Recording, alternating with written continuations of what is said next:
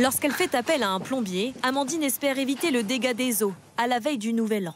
Donc la fuite avait lieu ici. Donc il a remplacé des joints, il a remplacé un embout de robinet. Pour cette simple réparation, le dépanneur lui demande 780 €. Suivie par de nombreux abonnés sur les réseaux sociaux, l'influenceuse partage cette mauvaise expérience. Le technicien avait le droit de partir qu'une seule fois qu'on avait payé la facture avec un lien de paiement en fait. Ce sont les pires escrocs qui existent. Pour une réparation de ce type, elle aurait dû payer une centaine d'euros. Amandine n'est pas la seule à s'être fait avoir par des réparateurs malhonnêtes. Stan, lui, venait de se faire voler ses clés, ses papiers. Dans l'angoisse qu'un inconnu entre chez lui, il appelle le premier dépanneur qu'il trouve sur Internet.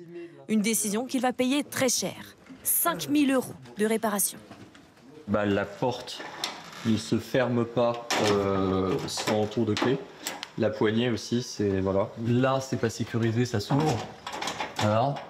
On peut voir ici les dégâts qui ont été faits sur les boiseries. Évidemment, ils mettent énormément de pression. On est dans un moment de vulnérabilité, on vient de se faire tout prendre. Le devis signé, Stan ne peut espérer aucune aide de son assurance. Il décide de porter plainte.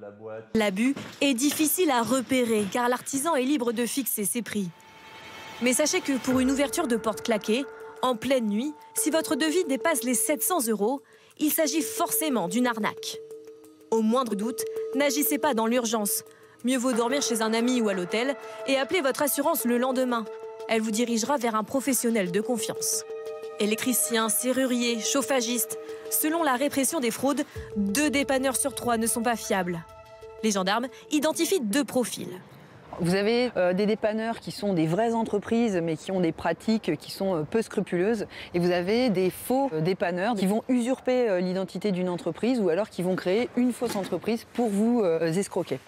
Une de leurs méthodes, inonder vos boîtes aux lettres de prospectus comme ceci. Nous les avons apportés à ce spécialiste de la serrurerie.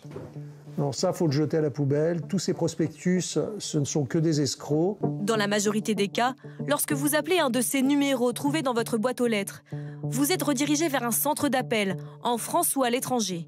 Là, on vous promet une intervention rapide et pas chère. Entre-temps, le malfrat vend votre dossier à une société complice. Elle fait appel à un faux technicien qui touche un pourcentage de la prestation. Pour ne pas tomber dans leur piège, rendez-vous sur les sites labellisés, comme ceux-ci, où des centaines d'artisans au profil contrôlé sont recensés.